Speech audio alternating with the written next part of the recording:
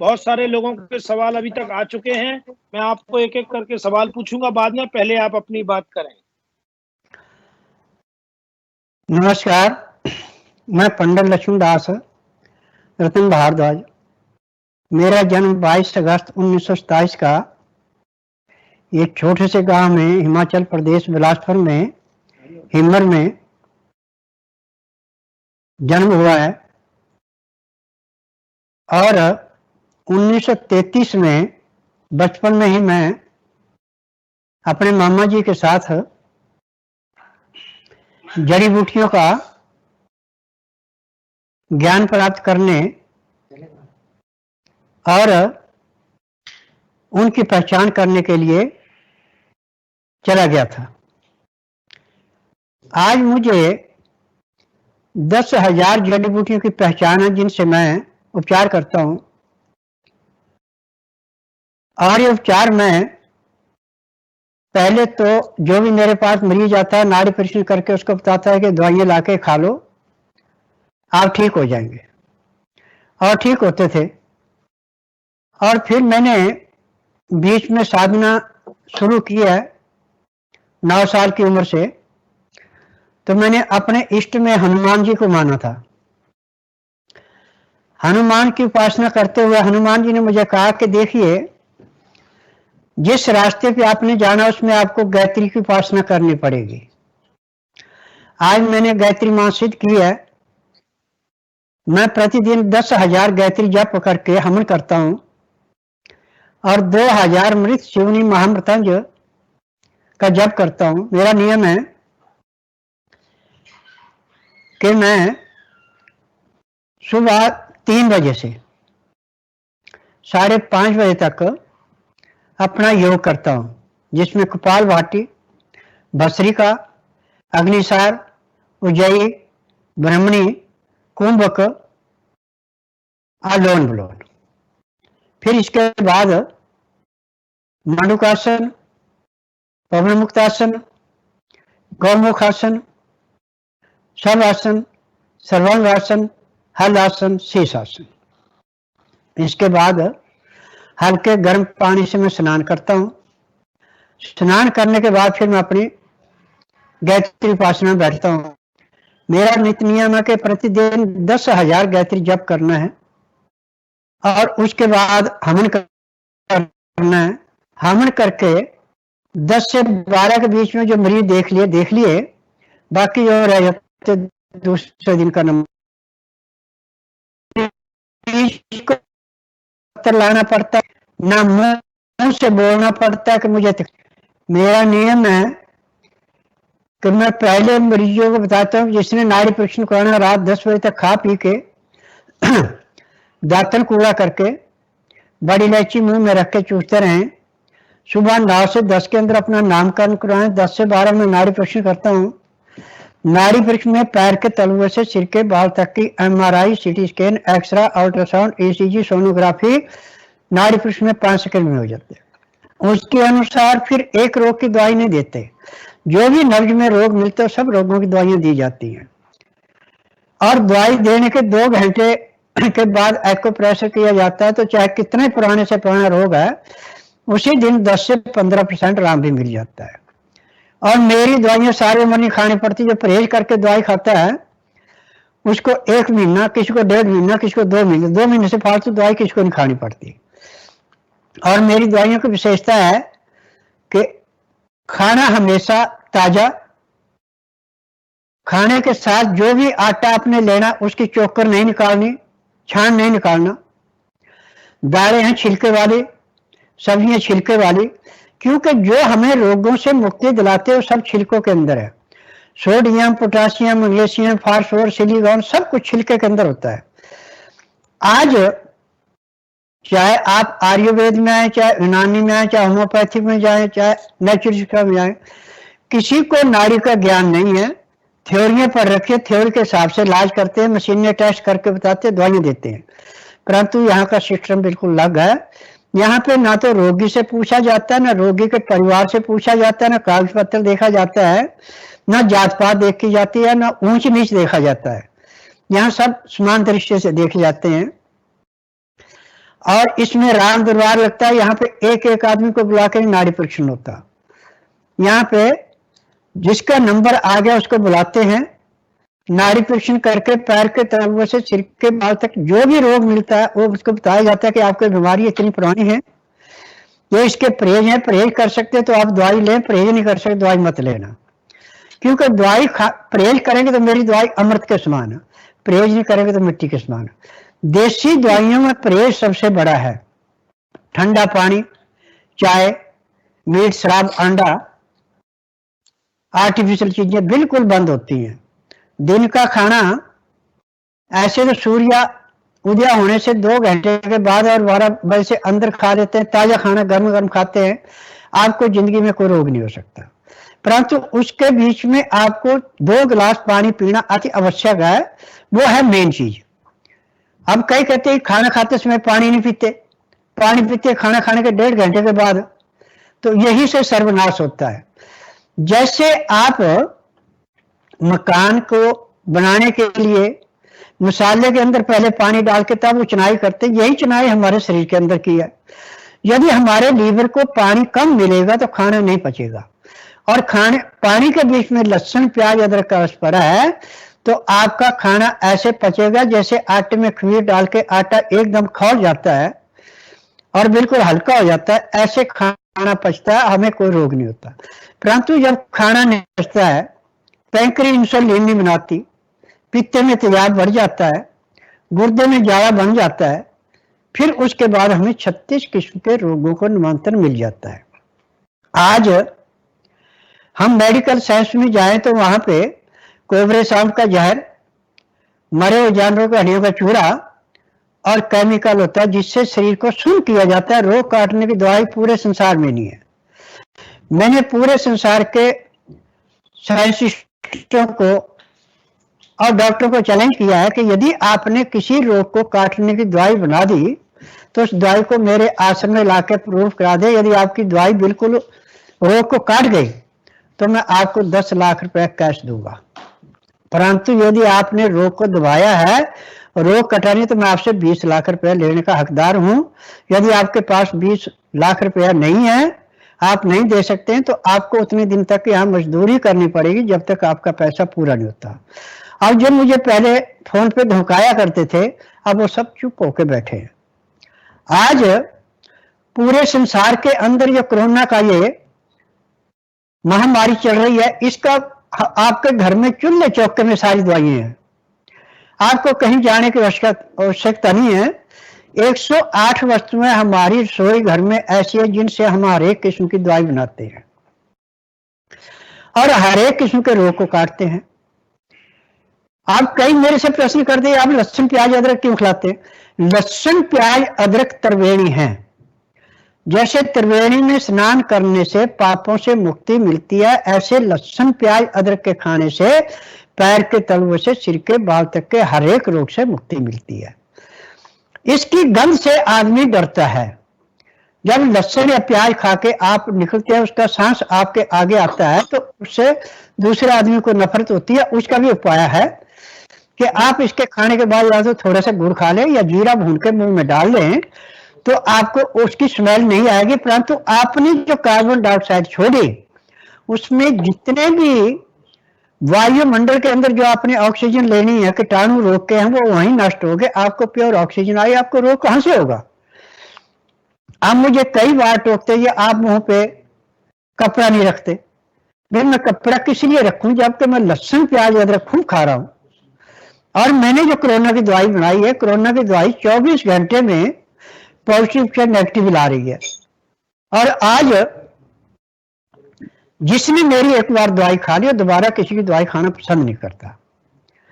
मेरे नित्य नियम में हर एक दवाई की शोध है। मैं ये नहीं कहता कि आप मेरे पास आके इलाज कराएं।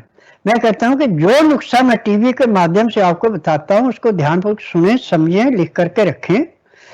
और आप जहां जन्म लेते हैं, वहां का जलवायु, वहां के पेड़ पौधे, वहां का खान पान, उसी से आप रोगों की मुक्ति पा सकते हैं। आज कोई भी संसार में ऐसा रोग नहीं है जिसका मैं उपचार नहीं करता। आंधे को दिखाना, बहरे को सुनाना, गूंगे से बुलाना, लंगड़े को जलाना, बांस से संतान उत्पत्ति कराना, न मर्द को मर्द बनाना, अनहोनी को होनी करके दिखाना, ये मेरा काम है। आज मैं 93 साल 8 महीने और 16 दिन का हूं। मेरी आंखों में चश्मा नहीं है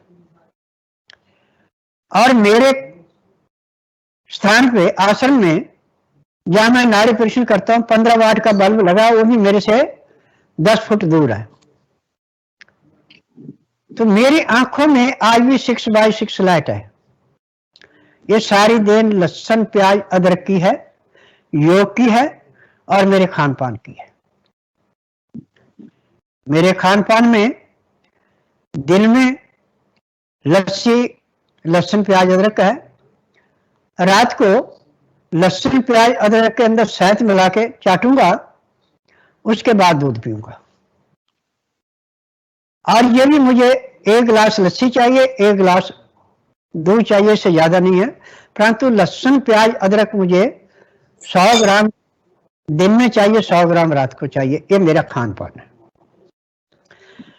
और मेरा नित्य नियम है कि 12 बजे उठ करके मैं अपना विश्राम करता हूं। उसमें 1 घंटा तो मैं अपनी किताबें पढ़ता हूं, जो मैंने पुराने नुस्खे लिख रखे हैं निर्घाटुओं से, योगियों से, उन पे शोध करता हूं। फिर घंटा 1.5 घंटा में सो जाता हूं। उसके बाद 3:30 बजे से लेके 5 बजे तक जिनको दवाइयां दी है उनको कोई परेशानी है तो सुन के जो उनसे गलती है उसका सुधार करवाता हूं। शाम को 5 बजे से 7 बजे तक 2 घंटे मृत शिवनी महामृतन जप करता हूं। उसके बाद अपने स्टूडियो में आ जाता हूं। 7:30 से 8:30 तक मैं लाइव करता हूं और लाइव में जो भी मेरे से प्रश्न पूछे जाते हैं उसका जवाब देता हूं। और उसमें हर रोज किसी एक रोग के ऊपर चर्चा करता हूं, उसका कारण बताता हूं रोग होने का, उसकी दवाइयां बताता हूं आपके घर में है, परंतु जो दवाइयां घर में नहीं बना सकते वो मेरे पास आते हैं। आज पूरे संसार में इस बात की चर्चा है कि स्वस्थ विचार आश्रम में जो लाभ मिलता है वो कहीं नहीं मिलता। और स्वस्थ विचार जितनी कड़वी बात सच्ची कहता है इतना कोई नहीं कहता। हर डॉक्टर, हकीम, वैद्य कोई भी आप कहते हैं अपने कागज भेजें, अपना टेस्टिंग भेजें, हम दवाई भेजें, ठीक हो जाएंगे। ये सिर्फ पैसा ठगने का काम है, ये रोग के काटने की विद्या नहीं है। परंतु मैं कहता हूं कि जिसको मेरे नुस्खे बताए से घर में पूरा आराम नहीं मिला वो मेरे पास आके नाड़ी परीक्षण कराए, उसी दिन 10 से 15% आराम मिल जाता है। आज कैंसर 90% तक का उसको मैं ठीक कर रहा हूं। किडनी जिसको हफ्ते में 2 बार डायलिसिस होता है, उसका जिस दिन मेरे पास आते है उसी दिन डायलिसिस बंद हो जाता है। जिसका हार्ट का ऑपरेशन रखा गया है, 3 महीने की 4 महीने की डेट मिली, मेरे पास आके उपचार कराता है तो बाद में उसको आधे भी पैसे नहीं मिलते, ऑपरेशन नहीं करते, कहते आपके हार्ट में कोई नुकसान है नहीं, हम क्या करें। जब वो जाके बताते हैं कि देखिए हमने स्वस्थ विचार से दवाइयां खाई है, उसका लाभ है। तो आज डॉक्टर भी जो है, जो मरीज मेरे पास से जाके उनके पास जाके कहता है कि हमने तो फलानी जगह इलाज करा के ठीक हो गए, वो भी चंबे में पड़ते हैं कि बात क्या है, उपचार कैसे होता है। अब जब कोई मेरे पास डॉक्टर नाड़ी परीक्षण के लिए आता है और मैं उसकी नाड़ी परीक्षण करता हूं और मैं उसको बताता हूं देखिए आपके इस हिस्से में नुक्स है, परंतु आप एलोपैथिक दवाई खाते हैं, आप देसी दवाई नहीं खाएंगे। डॉक्टर चंबे में पड़ जाता है कि देखिए इसको किसने बताया कि मैं डॉक्टर हूं। परंतु नाड़ी परीक्षण में सारा पता लगता है। नाड़ी परीक्षण एक ऐसा ज्ञान है कि जिसको आपकी MRI, CT scan, X ray, ultrasound, ECG, sonography नहीं पकड़ सकती है, उसको नाड़ी परीक्षण 5 सेकंड में पकड़ लेता है। और इसमें हमारा वात, पित्त और कफ, ये हमारे शरीर के चलाने की 3 धातुएं हैं। इसमें से जब किसी की कमी पड़ती है, कोई बढ़ जाता है तो हमें रोग पैदा होता है। और मेडिकल साइंस में टेस्ट करके जितना पैसा खर्च करते उतने में यहां से रोगी ठीक होके चला जाता है। क्योंकि मेडिकल साइंस में जो आप सुबह उठ के कॉलगेट करते हैं, पेप्सोडेंट करते हैं, कुछ भी करते हैं, इसमें क्या है, मरे हुए जानवरों के हड्डियों का चूरा और केमिकल। तो उससे आपका धर्म भ्रष्ट नहीं होता, आपकी जात नहीं बिगड़ती, परंतु लहसुन प्याज अदरक खाने से आपकी जात बिगड़ती है। और मेरे उपचार में चीनी का नाम मैंने श्वेत जहर रखा हुआ है, गुड़ चलता है बिना मसाले का, और शहद के मेरे पास 15,000 अपने बक्से हैं जिनसे मेरा शहद आता है। और इस पे मैंने 150 आदमी रखा हुआ है जिनको जगह जगह लेके जाता है, और हर महीने मेरे पास 5 टन शहद आता है जिससे मैं दवाइयाँ बनाता हूँ। मेरी दवाइयाँ में सबसे ज्यादा बनता आंवले का मुरब्बा, गाजर का मुरब्बा, बेल का मुरब्बा। आंवले का मुरब्बा जो है ये बात, पित्त और कफ तीनों का संतुलन बनाता है। गाजर का मुरब्बा उसके लिए जिसका दिल कमजोर है, थोड़ी सी बात के रोने को जोर देता है। बेल का मुरब्बा है जिसको दस्त लगे उसको रोकना, जिसको कब्ज उसको तोड़ना। तो ये तो मेरी सब दवाइयों में चलता है। गौ का पेशाब है, इसको फिल्टर करके रखा है। ये पेशाब यदि आप 100 साल भी रखते हैं तो उसका ना रंग बदलेगा ना स्वाद बदलेगा, परंतु गुणों में तक बढ़ती जाएगी। गौ का पेशाब हर प्राणी के लिए, हिंदू के लिए तो अमृत है, परंतु आज मेरे से मुसलमान भी इसको मांग के ले रहे हैं।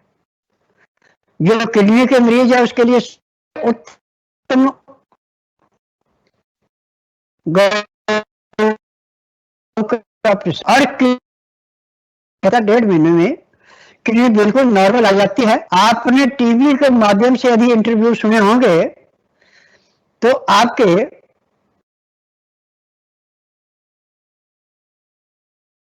मध्य प्रदेश से भी और कि हार्ट के ठीक होके गए हैं, कितने कैंसर के ठीक होके गए हैं। आज पूरे संसार के अंदर जितने भी हॉस्पिटल बने हैं, सिर्फ बुच्चड़ खाने कहता हूं मैं इनको। किसी भी मेडिकल में किसी रोग की पूरी दवाई नहीं है, सिर्फ रोग दबाया जाता है। काट पीट जितनी मर्जी कर ले, किसी रोग से मुक्ति नहीं मिलती। और एक बार किसी रोग की दवाई स्टार्ट करा दी तो जब तक आप जीवित है तब तक दवाई खानी पड़ेगी, डोज बढ़ती जाएगी। परंतु स्वस्थ विचार की दवाई महीना, 1.5 महीना, 2 महीने खानी पड़ती है, उसके बाद दवाइयां बंद हो जाती है, रोग मुक्त हो जाते हैं। और जब तक आप परहेज करें तब तक आपको रोग नहीं होगा। परंतु पानी की विशेषता है कि पानी गर्मी, सर्दी, बरसात कोई भी आपको गर्म पानी पीना, पानी का टेम्परेचर 15 डिग्री से कम नहीं होना चाहिए। और पानी कभी भी गटागट नहीं पीना। पानी को पीने में एक गिलास को 10 से 15 मिनट लगाते हैं तो घी जैसा काम करेगा। और यदि आप गटागट पानी पीते हैं तो गैस बनाता है। चाहे उसमें लहसुन प्याज अदरक डाल के जो मर्जी डालें, गैस फिर भी बनेंगे। परंतु जब आप चुस्का लेके पिएंगे तो यही पानी आपका घी का काम भी करेगा। आज मुझे इस बात की प्रशंसा है कि जो रोगी एक बार नाड़ी परीक्षण करा लेता है, जिंदगी में दोबारा किसी दूसरे की दवाई खाना पसंद नहीं करता। आज मुझे सुप्रीम कोर्ट से, लोअर कोर्ट से, पुलिस हेडक्वार्टर से सर्टिफिकेट मिले हुए हैं ठीक करने के। जिनको डॉक्टर ने कह दिया कि इलाज है, इसका इलाज नहीं, आज वो मैंने इलाज से ठीक करके तब उन्होंने सर्टिफिकेट दिए। अब मेरे पास किसी यूनिवर्सिटी की डिग्री नहीं है, मैं किसी आयुर्वेदिक संस्था के पास जाके विद्या नहीं सीखी है।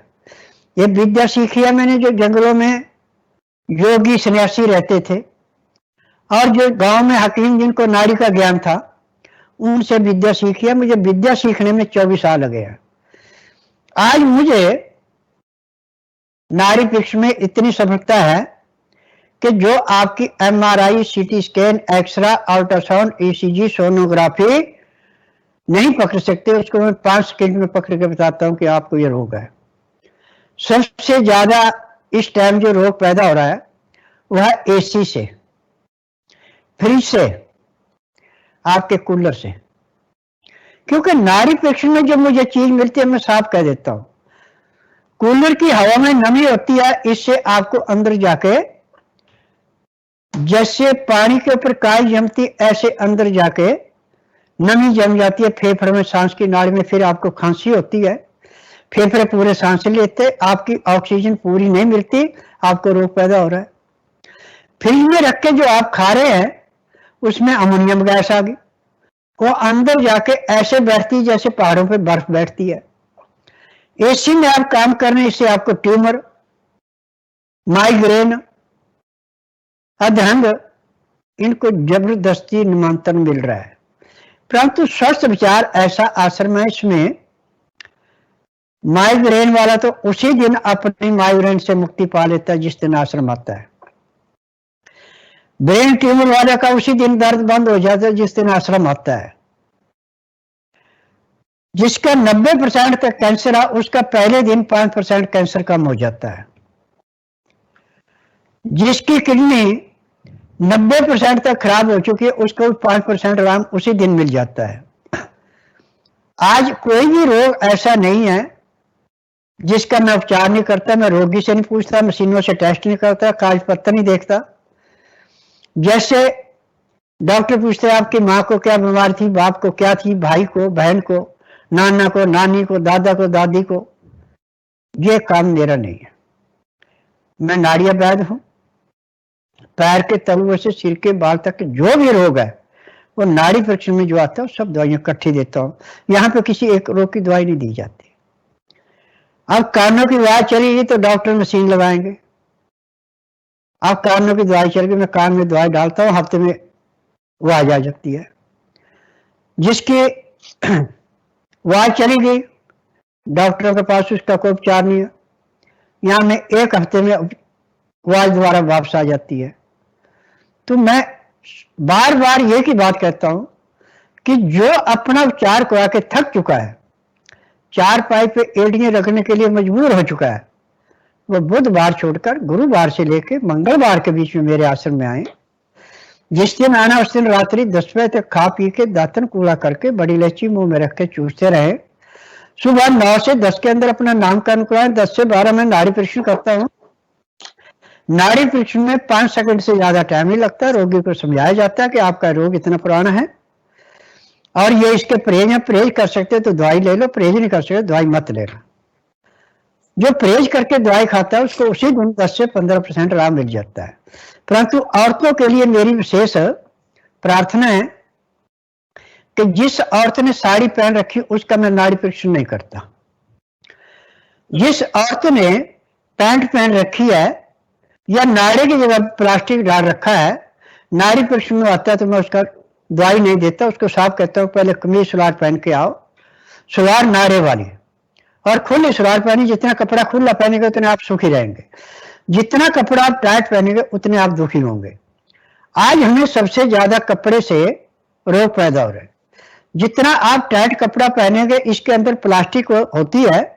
ये प्लास्टिक जब आप अंधेरे में उस कपड़े को खोलेंगे तो आपके कपड़ों से ऐसे चिड़चिड़ाहट होता है जैसे आसमान में बिजली चमकती है। ये नुकसान करता है। परंतु हमारा जो सूती कपड़ा है आप 12 महीने इसको पहनिए, सर्दी गर्मी बरसात कोई भी है, इससे आपको कोई साइड इफेक्ट नहीं पड़ता। पसीने में जो आपके आर्टिफिशियल कपड़े टेरिका, टेरालिन, टेरीवूल, ये पसीना चूसते नहीं, इससे आपको घाम निकलता है, इससे आपको कई किस्म की बीमारियां पैदा हो रही हैं।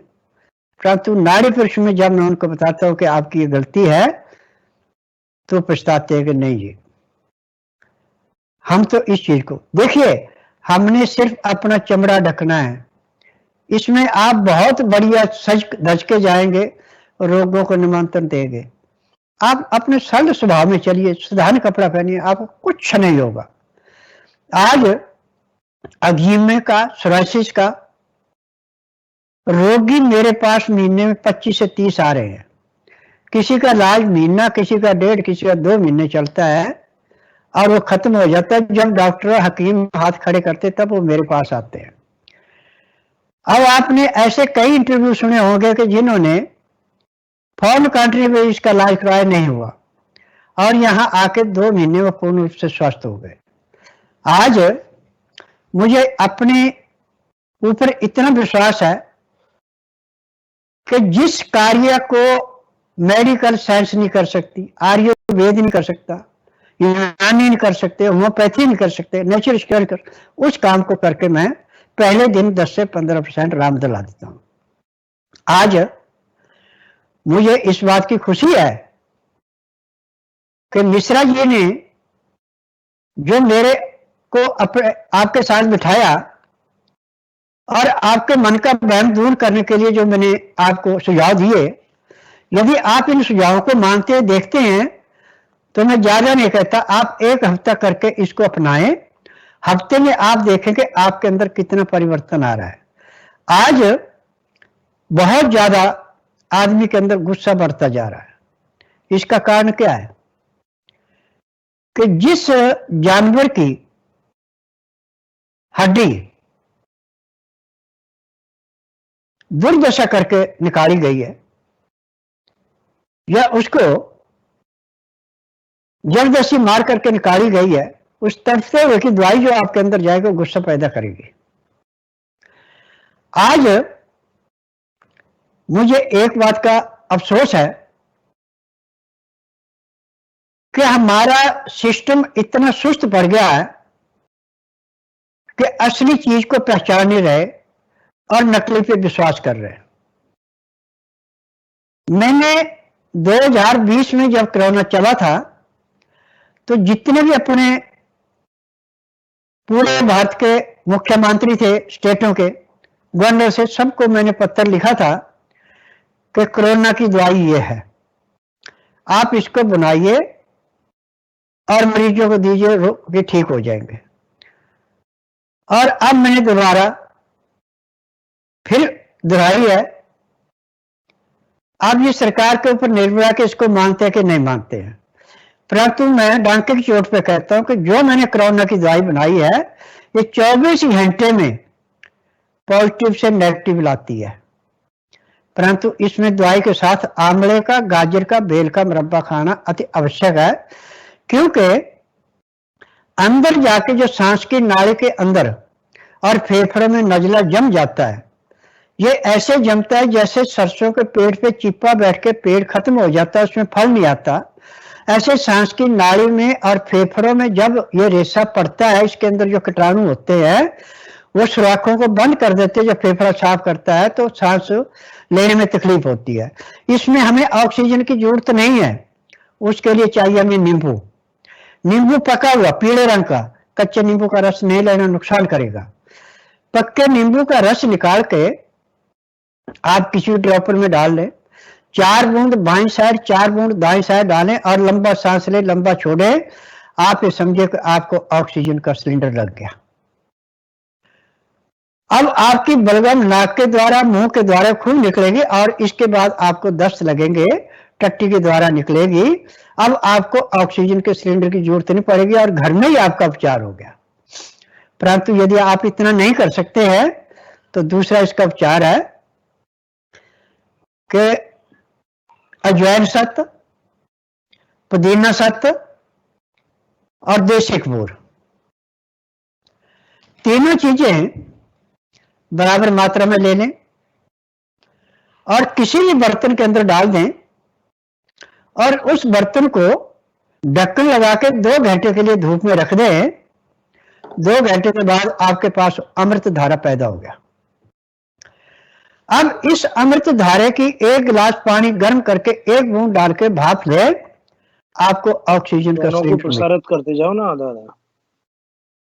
अब यदि आप अपनाते हैं, मैं कहता हूं आपको किसी हॉस्पिटल में जाने की जरूरत नहीं है, कोई ऑक्सीजन लेने की जरूरत नहीं है।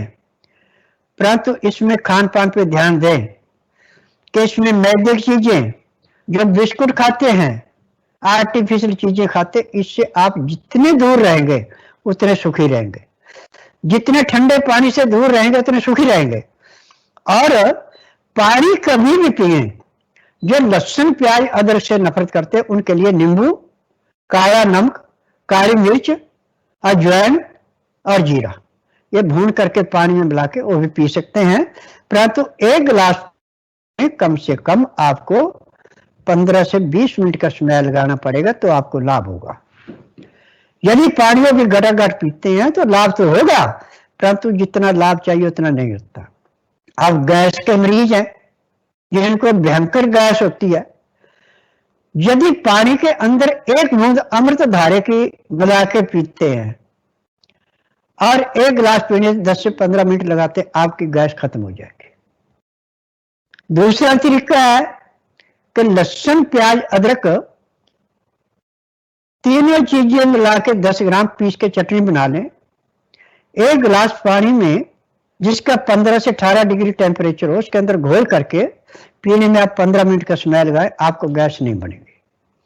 और जिनका कभी पेट साफ होता ही नहीं है, उनके लिए तो उसके जलवायु के अनुसार जो पेड़ वहां पे मिले, जैसे पीपल का पेड़ है, नीम का पेड़ है, शीश का पेड़ है, अर्जुन का पेड़ है, आप इनके पत्तों को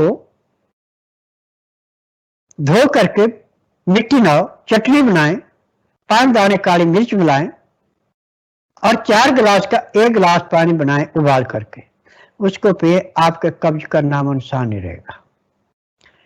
परंतु यह है कि जलवायु के अनुसार जो पेड़ जिसको जहां मिलता उसी के अनुसार होगा। अब मैंने जो 10 किताबें लिखी हैं, इनमें एक किताब योग के ऊपर है, एक्यूप्रेशर के ऊपर है, एक गौअंक के ऊपर है और 8 किताबें जड़ी बूटियों पे है। यदि ये किताबें किसी के घर में पढ़ी हैं तो अपने रोग के अनुसार आप किसी भी किताब को पढ़ करके अपने रोग से मुक्ति पा सकते हैं। जो हम गाड़ी खून पसीने की कमाई डॉक्टरों को लुटाते हैं, लुटाने की जरूरत नहीं है। आज 100 में से 10% डॉक्टर मिलेंगे आपको असली, 90% आपको नकली मिलेंगे। क्योंकि प्राइवेट जो यूनिवर्सिटी हैं, इनमें प्रोसीजर है कि आप पैसा दे दो, उनका मुंह मांगा, आपको घर बैठे बिना पढ़े पढ़ाए डिग्री मिल जाएगी। डिग्री के ऊपर आपको कहीं भी एडजस्ट कर लेंगे। आप किसी रोगी का भला नहीं कर सकते बल्कि उसका बुरा करेंगे। आज जो डॉक्टरों के द्वारा मरीज मारे जा रहे हैं, किसी को जहर का इंजेक्शन लगा रहे हैं, किसी को आर्टिफिशियल कोरोना की दवाई चढ़ा रहे हैं, असली दवाई को बेच रहे हैं। ये जितने भी डॉक्टर हैं, ये आर्टिफिशियल डॉक्टर हैं, ये ओरिजिनल डॉक्टर नहीं है, परंतु स्वास्थ्य विचार ओरिजिनल है।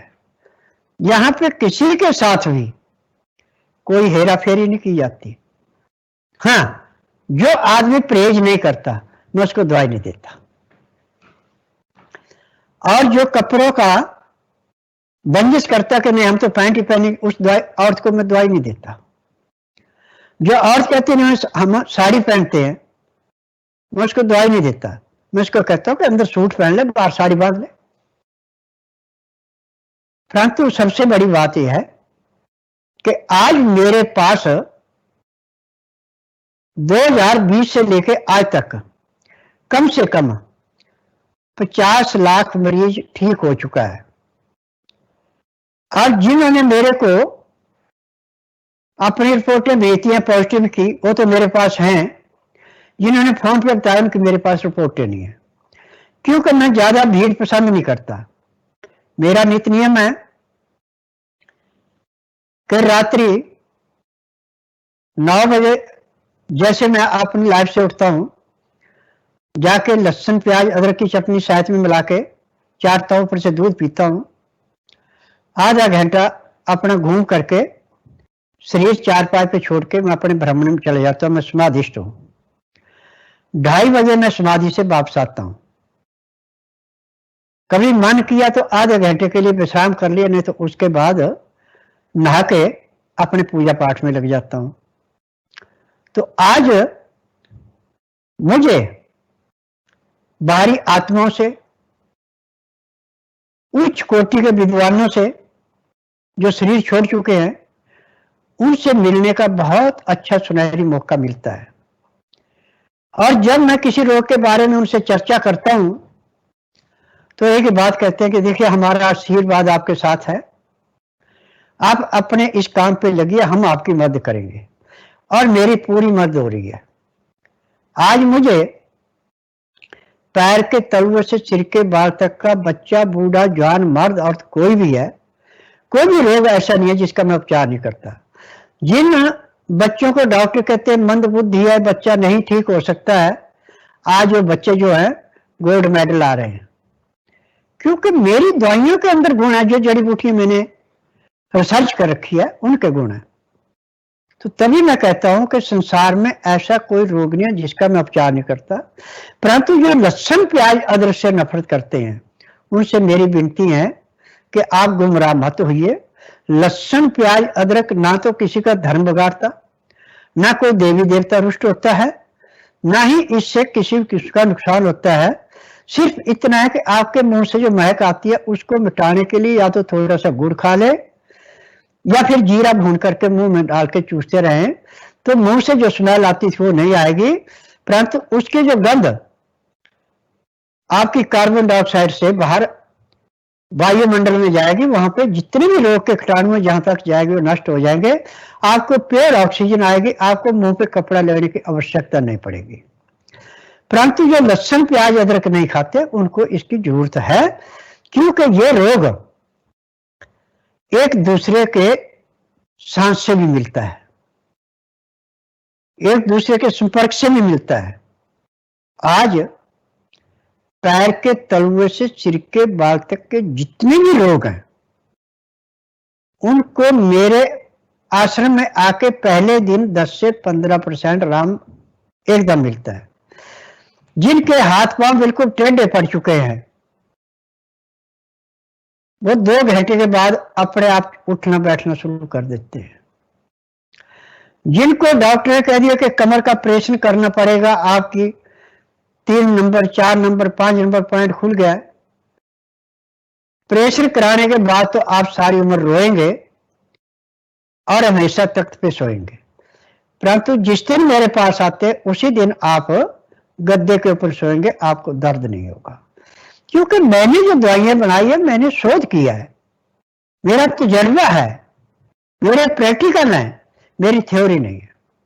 आज चाहे आप आयुर्वेद में जाएं, चाहे यूनानी में जाएं, चाहे होम्योपैथी में जाएं, चाहे नेचुरल में, नाड़ी का ज्ञान किसी को नहीं है। या तो रोगी से पूछ के दवाई देते हैं या फिर मशीनों से टेस्ट करके दवाई देते हैं, वो दवाई लाभ करे ना करे। और सबसे बड़ी बात यह है कि आज हमारी फार्मेसी दवाइयां बनाने की हैं, उनमें दवाइयों में फार्मूला पूरा नहीं है, परंतु मेरी अपनी फार्मेसी है जिसमें मैं दवाइयां बनाता हूं। इन दवाइयों को तभी तैयार किया जाता है जब मैं उनको एक एक चीज टेस्ट करके देता हूं कि ये चीज है। और मेरी दवाइयों की विशेषता है कि मेरी दवाइयां जो बनती है वो हमेशा कृष्ण पक्ष में निकाली जाती है, शुक्ल पक्ष में नहीं निकाली जाती। शुक्ल पक्ष में जो दवाई निकाली जाती है उसमें कीड़ा बड़ी जल्दी लग जाता है, और कृष्ण पक्ष में जो दवाई निकाली जाती है आप चाहे कितने साल पुरानी रखें उस जड़ी बूटी को कभी भी कीड़ा नहीं लगेगा। उदाहरण के तौर पे आपने देखना है तो अभी 11 तारीख तक जो कृष्ण पक्ष चल रहा है, आप इसमें किसी पेड़ की टहनी काट के रख लें और फिर 12 तारीख से शुक्ल पक्ष शुरू हो जाएगा। अब 12 तारीख से लेके और 27 तारीख तक कोई उसी पेड़ की दूसरी टहनी काट के रख ले, आप देखेंगे महीने 1.5 महीने के बाद जो आपने शुक्ल पक्ष में टहनी काटी उसमें कीड़ा लग गया, परंतु जो आपके कृष्ण पक्ष की काटी हुई उसमें कीड़ा नहीं लगा। तो ये ज्योतिष में, अध्यात्म में, मैंने सब चीजों में प्राप्ति की है। असली वैद्य हकीम वही बन सकता है जिसको ज्योतिष का ज्ञान होगा। 27 नक्षत्र, 12 राशियां, 9 ग्रहों की जिसको गणना करनी आती है, जिसको इसका ज्ञान है, वो तो अपना हकीमी में पूरा कामयाब है। परंतु जिसने सिर्फ थ्योरी पढ़ी है उससे वो इलाज करे तो कभी भी सफल पूरा नहीं होता। पैसा चाहे जितना मर्जी इकट्ठा कर ले, परंतु किसी को पूर्ण जीवन दान नहीं दे सकता। स्वास्थ्य विचार हर एक को पूर्ण जीवन दान दे रहा है, क्योंकि स्वास्थ्य विचार की एक ही बड़ी विशेषता है कि जब तक नाड़ी परीक्षण करेगा ये दवाई किसी को देगा नहीं। दवाई उसी को देगा जिसका नाड़ी परीक्षण करेगा। दूसरी बार जब उसको दवाई चाहिए तो अपना जो कार्ड उसका बना है उसका कार्ड का व्हाट्सएप करेगा, अपना एड्रेस भेजेगा, तो उसको कोरियर से एक बार दवाई चली जाती है। फिर दूसरी बार वो दवाई मंगवाना चाहे तो नाड़ी परीक्षण के बाद बगैर उसको दवाई नहीं देते, क्योंकि जितना रोग समाप्त हो गया उतनी दवाइयां कम करनी पड़ती हैं। और मेरी दवाइयां जो हैं, किसी को 15, किसी को 20, किसी को 30 और किसी किसी को 40 दवाइयां भी इकट्ठी देनी पड़ती हैं। और इन दवाइयों का नित्य नियम है कि दवाई खाने में किसी किस्म का गैप नहीं देना पड़ता, एक के बाद एक, एक के बाद एक, जैसे खाना खाते ऐसे सब दवाइयां खानी पड़ती हैं। सिर्फ दूध वाली दवाई का और पानी वाली दवाई का आधे घंटे का गैप देना पड़ता है, इतना फर्क रखना पड़ता है। कुछ दवाइयां दूध से होती हैं, कुछ दवाइयां पानी से होती हैं। और दूध जो है सिर्फ गाय का या बकरी का चलता है, भैंस का दूध या डेयरी का दूध मेरी दवाइयों में नहीं चलता। जिनको भैंस का दूध या डेयरी का दूध मिलता उनके लिए सोयाबीन का दूध है। सोयाबीन का दूध खुद बना सकते हैं। इसके बनाने के तरीके 3 है। पानी में भिगो के बना सकते हैं, उबाल करके पीस के दोबारा उबाल के बना सकते हैं, या सोयाबीन को पीस के पानी गर्म करके उसमें उसको घोल के बना सकते हैं। गाय के दूध का और सोयाबीन के दूध का करीबन करीब 19-20 का फर्क है, इसका ज्यादा नहीं है। और सोयाबीन के खाने वाले को गैस नहीं बनेगी, ये ध्यान रखना। धन्यवाद गुरुजी, आपने बहुत सारे विषयों के बारे में विस्तार से बताया। हमारे बहुत सारे दर्शक पूरी आपकी बात 45 मिनट तक सुने हैं। योग, आयुर्वेद, दिनचर्या, जड़ी बूटियां, उनको तैयार करने का तरीका, कृष्ण पक्ष और शुक्ल पक्ष जैसी बारीकियों के बारे में भी आपने बताया, पीने के पानी के बारे में बताया, खाने की जीवन शैली के बारे में बताया। निश्चित रूप से हम आपके आभारी हैं, अपनी बड़ी चर्चाएं की। मुझे 2-3 बारे में लोगों के प्रश्न प्राप्त हुए हैं, उनके आपको उत्तर देने होंगे। अभी तक हमारे पास जो आए हैं वो 411 प्रश्न आ चुके हैं। 411। जब हमारी चर्चा शुरू हुई थी तो 347 प्रश्न थे, 411 प्रश्न आए। 2712 लोग हमारे साथ अभी तक जुड़ चुके हैं, जो भारत के तो सभी राज्यों से हैं ही, विशेषकर बुंदेलखंड क्षेत्र से हैं, अंडमान निकोबार से हैं, बांग्लादेश से हैं, महबूब भाई दुबई से हैं, अमेरिका से हैं, लंदन से हैं। ये बड़ी व्यापक और विशद चर्चा की श्रृंखला बन चुकी है पंडित गणेश प्रसाद मिश्र सेवा न्यास के द्वारा। गुरुजी, हमारे दर्शकों ने जो ज्यादातर सवाल पूछे हैं वो ब्लड प्रेशर हाई बहुत होता है, और उसी से जुड़ा सवाल है शुगर का, कि शुगर बहुत ज्यादा बढ़ती है। हमारे घर पे दवाइयां बहुत हैं, आपके पास नाड़ी वैद्य के लिए आएंगे तो भी आप देंगे। हम अपने घर पर रह के, क्योंकि आज की हमारी चर्चा का विषय यही है, घरेलू चीजों से अपने गंभीर बीमारियों का इलाज कैसे कर सकते हैं, खास करके कोरोना काल में। तो ब्लड प्रेशर और शुगर के बारे में स्पेशली प्रकाश डालिए। देखिए, शुगर के मरीज के लिए दवाई देने की जरूरत नहीं है। हर जगह आग का पेड़ खूब मिलता है। आग का पेड़, तो सबसे ज्यादा लाभकारी है। गुरुजी इसका गुरुजी गुरुजी हाँ जी, गुरुजी, हाँ मैं जी। अपने दर्शकों को बता दूं कि कृपा करके डायरी पेन ले लें और उसमें चीजें लिखते जाएं, नहीं तो बाद में भूल जाएंगी, फिर हमसे सवाल करेंगे। बताइए गुरुजी। जो सफेद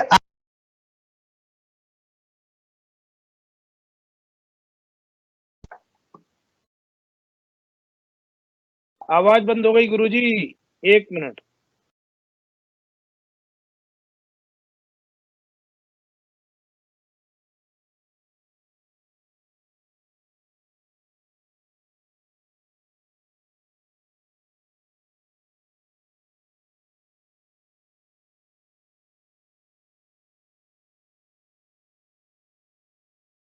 गुरुजी की आवाज अभी आ रही है, थोड़ी तकनीकी कारण से आवाज चली गई है, उसके लिए मैं क्षमा प्रार्थी हूँ।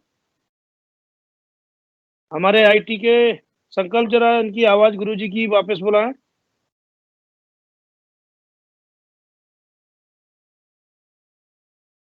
अपना म्यूट करिए।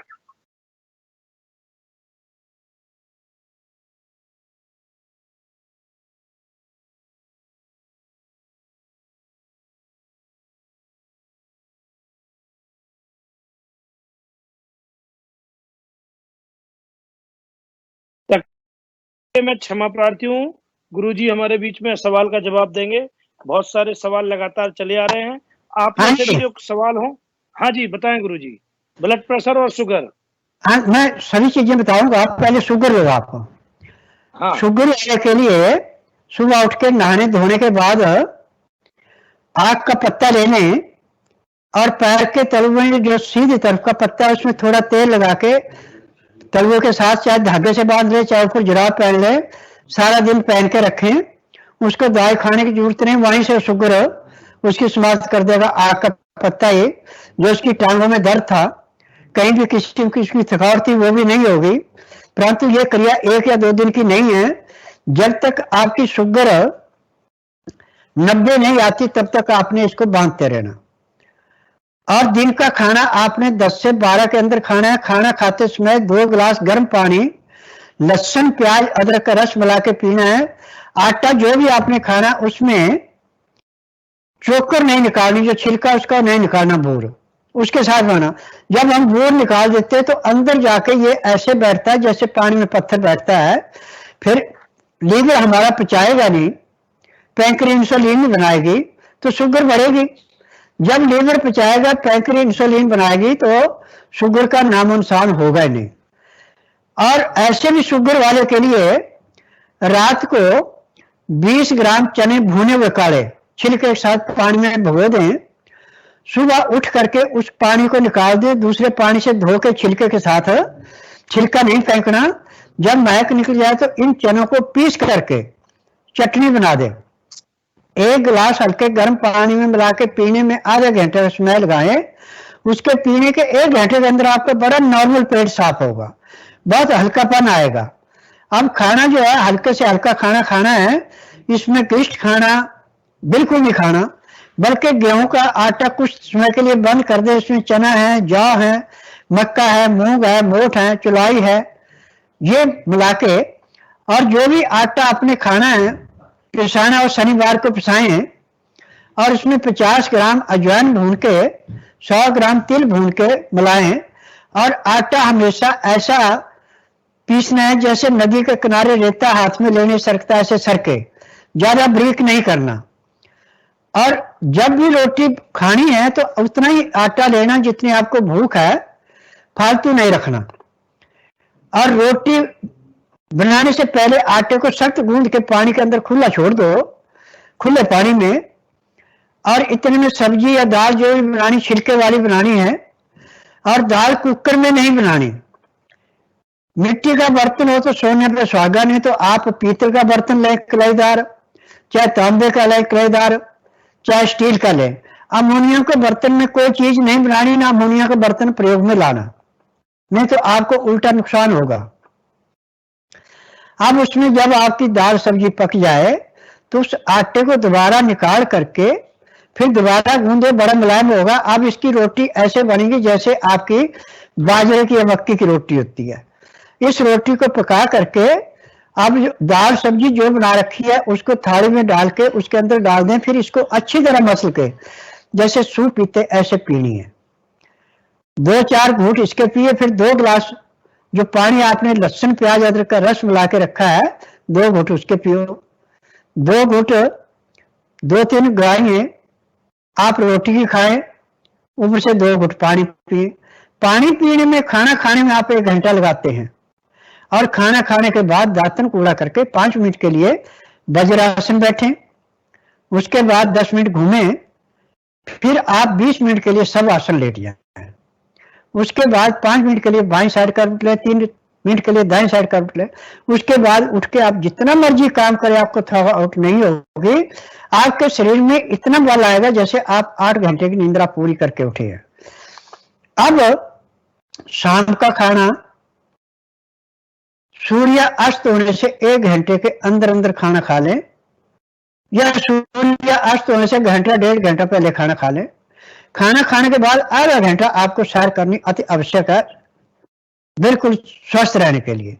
उसके बाद आप 1.5 घंटा विश्राम करेंगे। उसके बाद सोएंगे। 9 बजे पूरे सो जाएं या 10 सो जाएं। सुबह 4 बजे आपके पेट में ऐसे अलार्म लगे जैसे घड़ी में लगता है।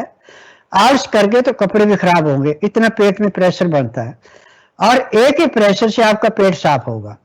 उसके बाद दातन कूड़ा करके आधा घंटा कपालभाति, 15 मिनट भस्त्रिका, 8-10 बार अग्निसार, 15-20 बार उज्जयी, 1 घंटा लोन विलोम करना अति आवश्यक है। अब आपके पास यदि टाइम है तो मंडूकासन, पवन मुक्तासन, गौमुखासन, सर्वासन, सर्वांगासन, हलासन, शीर्षासन 1-1, 2-2 मिनट कर लें तो मैं दावे से कह सकता हूं कि जब तक आपके शरीर के अंदर सांस है तब तक आपको किसी डॉक्टर हकीम के पास जाने की जरूरत नहीं पड़ेगी। अब रही बात दूसरी बीपी की, तो इससे भी बीपी खत्म होता, आपकी कब्ज खत्म हो गई, बीपी खत्म हो गया। परंतु बीपी वाले के लिए सबसे अच्छा है कि एतवार के दिन कोई भी पुराने से पुराना पीपल का पेड़ हो तो शनिवार को वहां पे रात को दिवा अगरबत्ती जलानी है और 1 लोटा पानी का ले जाना, वहां ब्रह्म देवता से प्रार्थना करें कि ब्रह्म देवता मैं सुबह आपकी छाल लेने आऊंगा, मुझे ये बीमारी है, मैं इससे मुक्त होना चाहता हूं, तो मुझे क्षमा करना, जो आपकी छाल लेके जाऊंगा उसमें सफलता देना, आपके ऊपर जो भी किसी किस्म की आत्मा है वो मेरी रक्षा करे, मेरे को किसी किस्म का दंड न दे।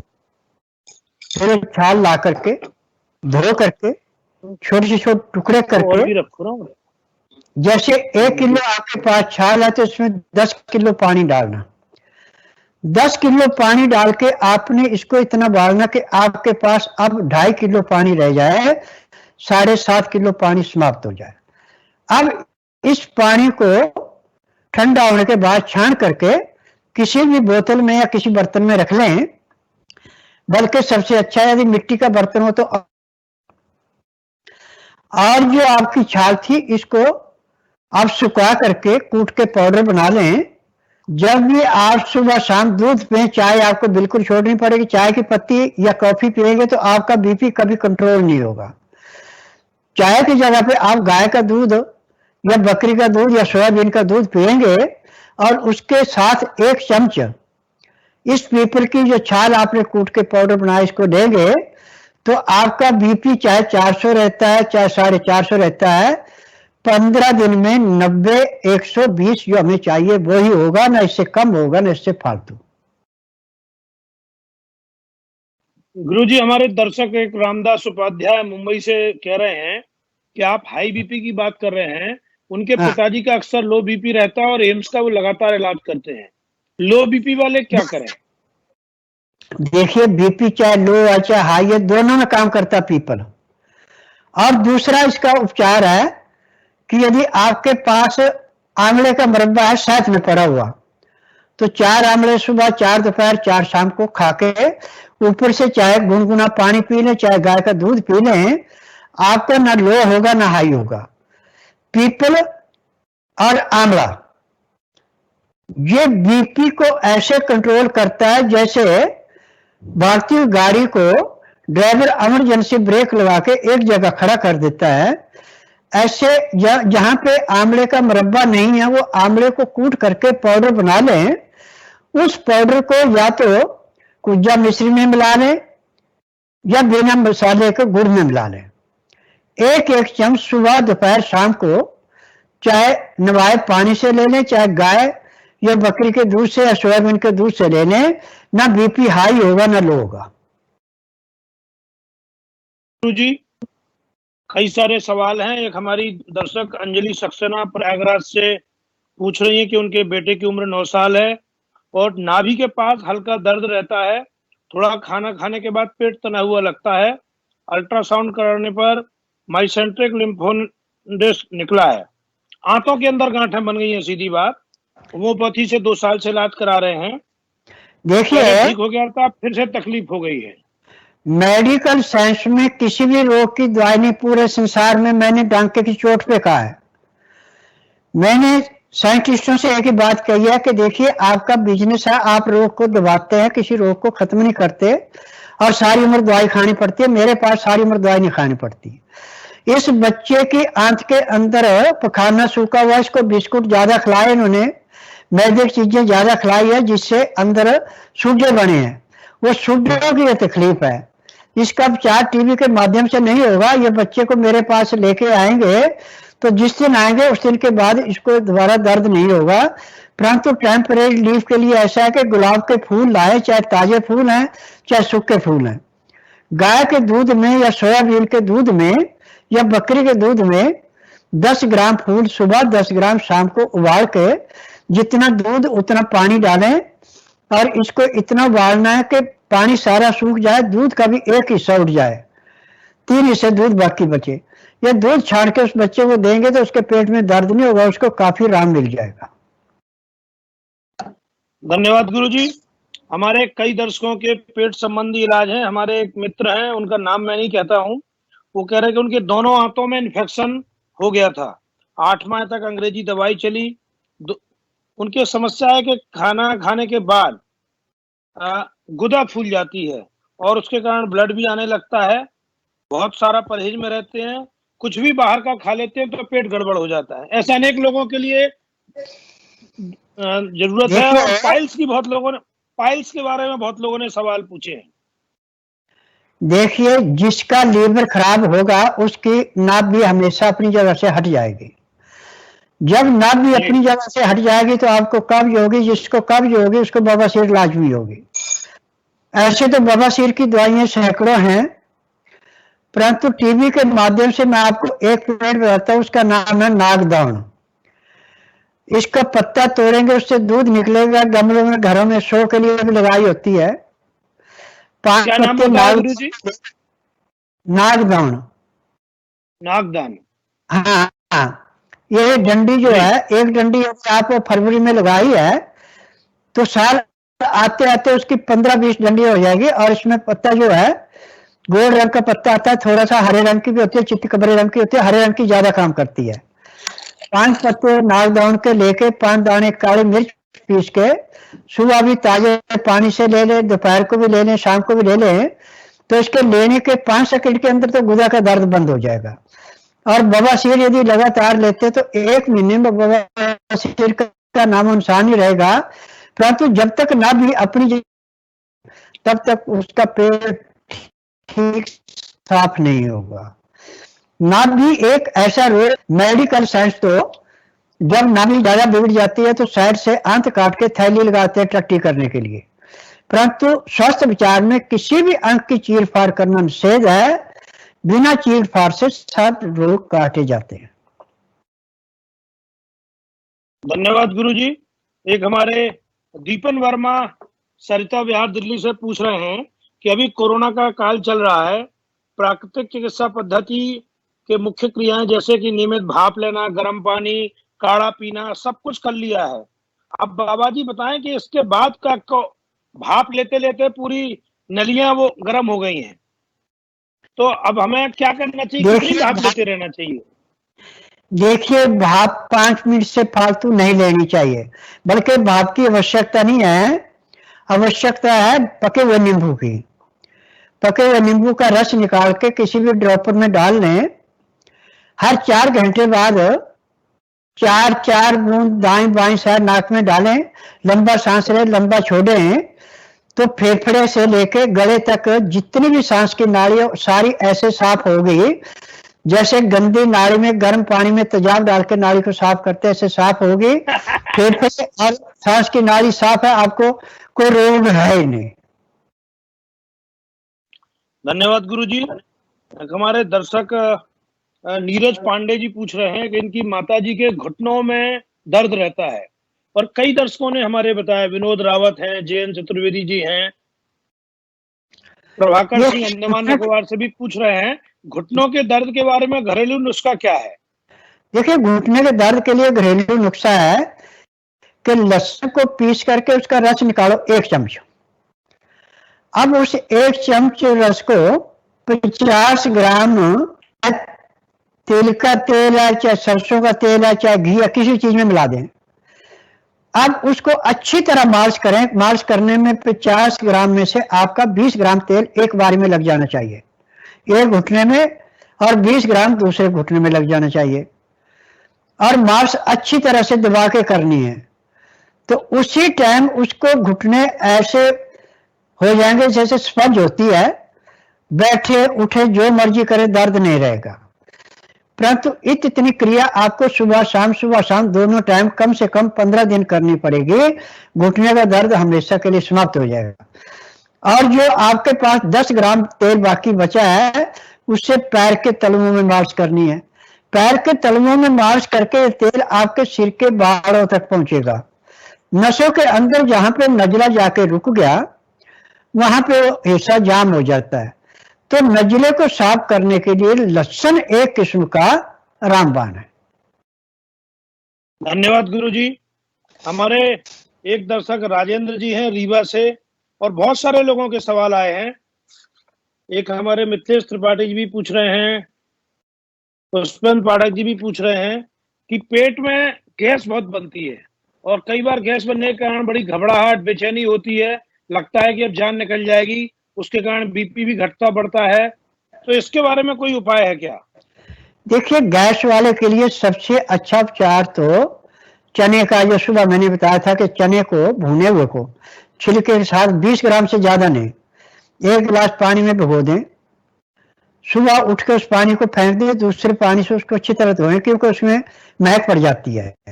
जब महक न रहे तो उसको सिल बट्टे पे या मिक्सी में बिल्कुल मक्खन की भांति मुलायम कर लें। और उसके बाद फिर 1 गिलास गर्म पानी 15 से 18 डिग्री उसके अंदर घोल के पीने में आधा घंटा लगाएं। उसके 1 घंटे के अंदर अंदर पेट अच्छा साफ होता है और गैस बनना बंद हो जाती है। परंतु इस कार्य को नहीं कर सकते हैं तो सबसे अच्छा है कि लहसुन प्याज अदरक तीनों की चटनी बना लें 10 ग्राम। 10 ग्राम चटनी में हल्का सा काला नमक, काली मिर्च और नींबू का रस मिला के 1 गिलास जैसे शिकंजी पीते ऐसे पिए। पीते पीते गैस समाप्त हो जाएगी। ऐसे गैस गुदा के रास्ते निकलती है जैसे गुब्बारे फट रहे हैं। धन्यवाद गुरुजी। एक हमारे दर्शक हैं गणेश श्रीवास्तव, प्रयागराज गंगा पार से, पूछ रहे हैं, बहुत अच्छे गायक हैं। इनका कहना है कि कोविड पॉजिटिव हो गए थे ये और इनकी पत्नी, अभी ठीक हो गए हैं, लेकिन इतनी कमजोरी आ गई, थोड़ा भी चलते हैं तो बड़ी तकलीफ होती है इनको। इसके लिए क्या इनको घरेलू उपाय और करना चाहिए, सावधानी आगे के लिए? देखिए, इनको सबसे अच्छा उपचार यह है कि यदि बकरी का दूध मिल जाए, बकरी का दूध, तो हाँ, जितना 50 ग्राम, जैसे 25 ग्राम बकरी का दूध, 25 ग्राम उसमें पानी मिला लिया। अब इसकी मालिश करें पूरे शरीर पे जैसे तेल की मालिश करते हैं। मालिश करने के आधे घंटे बाद हल्के गुनगुने पानी से स्नान कर ले। स्नान करने के बाद लहसुन का रस 10 ग्राम और इसके अंदर 30 ग्राम चाहे सरसों का तेल है चाहे तिल का तेल है मिला करके, चाहे गाय का घी है तो और भी अच्छा, मालिश करें। और मालिश करके फिर कम से कम आधे घंटे के लिए लेट जाएं। पसीना आएगा खूब और कमजोरी का नामो निशान नहीं रहेगा। धन्यवाद गुरुजी। हमारे अनेक दर्शकों के सवाल हैं। हमारे कामता पांडे सतना से हैं, श्यामलाल गुप्ता जी हैं, कृष्णा पांडे जी हैं। इनका कहना, गुरुजी हम लोग दिन भर बाहर घूमते रहते हैं मुंह पर पट्टी बांध के, तो ऐसे बांधे बांधे एकदम पसीना सा आ जाता है और उसके कारण मुंह पे भी खुजली वगैरह होने लगती है। तो ये पट्टी बांधने का काम कब तक करना पड़ेगा? देखिए, जब भी आपको खुजली होती है, कहीं भी खुजली कैसी भी है, या तो नींबू का रस निकाल के वहां पे मालिश करें, वो खुजली बंद होगी। या फिर प्याज को काट करके जैसे साबुन लगाते कपड़ा धोने के लिए, ऐसे उसको मसले खुजली बंद हो गई। देखिए, जब अंदर का पॉइजन बाहर निकलता है तो वो खुजली करता है, छोटे छोटे दाने हो जाते हैं। और ऐसे भी एक बात बता दूं, बाल तोड़ जो है बहुत ज्यादा होता है, छोटी छोटी घुंघरियां बहुत ज्यादा होती हैं। जब बच्चा जवानी में आता है उसके मुंह के ऊपर बहुत छोटे छोटे पिपल से निकल जाते हैं। तो प्याज को काट करके उसके ऊपर रगड़ने से, एक ही बारी के रगड़ने से समाप्त हो जाते हैं। धन्यवाद गुरुजी। हमारे एक दर्शक पूछ रहे हैं छतरपुर से कि हमारे बच्चे का मोटापा बहुत बढ़ रहा है और खुद भी वो काफी मोटे हो रहे हैं। हालांकि शारीरिक कसरत करते हैं, घूमते हैं, फिरते हैं। कोई ऐसी आयुर्वेद में दवाई है, आपने रिसर्च की है, जिसका रस पीने से, जिसका होने से शरीर का पेट, क्योंकि आजकल टीवी में बड़ी सारी भ्रामक विज्ञापन आते रहते हैं, ऐसा पी लें तो जल्दी ठीक हो जाएगा, ये कर ले तो ठीक हो जाएगा। तो उनके कोई ना कोई साइड इफेक्ट आते हैं और वजन भी कम नहीं होता है। तो मोटापा कम करने के लिए कोई उपाय है क्या? देखिए, मोटापा कम करने के लिए आधा नींबू, 10 ग्राम अदरक, और यदि मोटी तुल्य लहसुन की तो 2, यदि छोटी है तो 5, और 2 चम्मच शहद। सुबह जब अपने फ्रेश हो लें तो 1 गिलास गर्म पानी शीशे के गिलास में भर के रखें, उबाली दे के रखना पानी। अब लहसुन को, अदरक को और नींबू को कद्दूकस करके उस पानी के अंदर डाल दें। 10 मिनट के लिए उस पानी को ढक के रख दें। 10 मिनट के बाद ढक्कन हटा के 2 चम्मच शहद मिला के अब उस पानी को पीने में आधे घंटे का समय लगाना, और जो नींबू छिड़के के साथ है, अदरक लहसुन है, इसको चबाते जाना, नरम पड़ जाएगा। तो आप 15 दिन में कम से कम 3 किलो वजन घटा सकते हैं। परंतु एक क्रिया लगातार होगी। चाय नहीं पीनी, मैदे की चीज नहीं खानी। खाना जो है सुबह 10 बजे तक हो जाना चाहिए। शाम को दिन अस्त होने से 2 घंटे पहले खा लेना। सुबह का खाना खाने के बाद जो मैंने नियम बताया वही नियम है। और कम से कम लेट करके पहले बाईं टांग 50 बार सीधी घुमानी, 50 बार उल्टी घुमानी, फिर ऐसे ही दाईं टांग, फिर उसके बाद दोनों टांगे इकट्ठी मिला के सीधी घुमानी घड़ी की भांति, फिर उल्टी घुमानी। यदि इस क्रिया को करते हैं तो हर रोज आधा पौना किलो वजन भी घटा सकते हैं। धन्यवाद गुरुजी। हमारे मदन गोपाल दास जी पूछ रहे हैं, और भी बहुत लोगों का सवाल है कि अल्सर पेट में जाता है, मिर्च नमक घी खाना, सब लोग आपकी तरह योगी नहीं हो सकते हैं कि केवल छाछ और मट्ठा में काम चले। सामान्य जीवन जीते हुए, खाना खाते हुए भी लोग अपना जीवन सुरक्षित कैसे रखें, इसके लिए हमें 4 बजे उठना भी कठिन है। आजकल दिनचर्या भी ऐसी है कि सब लोग 4 बजे नहीं उठ पाते हैं, बच्चे देर तक पढ़ते हैं। तो उनके लिए क्या उपाय है कि आलसी न रहे और काम करते रहें? देखिए, आलस जो है जब सूर्य उदय होने के बाद उठेंगे आलस रहेगा जी। आलस नहीं जा सकता। बल्कि सबसे बेस्ट यह है कि आप सुबह सूर्य उदय होने से 1.5 घंटा पहले जरूर उठें, और ज्यादा नहीं तो 5-5, 10-10 मिनट हर एक प्राणायाम और योग कर लें। उसके बाद दिन में आपको जब भी टाइम लगे आप आधा घंटा भी सो लेते हैं, परंतु सब आसन सोना है, तो आपको ना तो थकावट होगी ना ही किसी किस्म का आलस रहेगा। धन्यवाद गुरु जी। हमारे ब्रजेश वाजपेयी जी श्रीराम मिश्रा पूछ रहे हैं, मौसम आजकल ऐसा मौसम हो गया, इसके कारण हर घर में कोई ना कोई बीमार है। सर्दी जुकाम बुखार थोड़ा सा होता है तो तुरंत मन में घबरा के कोरोना की तरफ भागता है, और ऐसा लगता है कि कई लोग उसके कारण बीपी बढ़ जाता है, और बीपी बढ़ने के कारण हार्ट फेल भी हो रहा है। तो क्या सभी साधारण बुखार और सर्दी कोरोना है, या इनको सामान्य सर्दी जुकाम का भी कोई घरेलू उपचार है? देखिए, कोरोना जो है एक सर्दी का बिगड़ा हुआ रूप है। ये कोई नई बीमारी नहीं है, पहले भी थी ये बीमारी। और ऐसे सुख सागर में सारा लिखा है कि 2020 से लेकर 2023 तक ऐसी महामारी आएगी जिसके के पूरे वर्ल्ड के अंदर आधी आबादी खत्म होगी।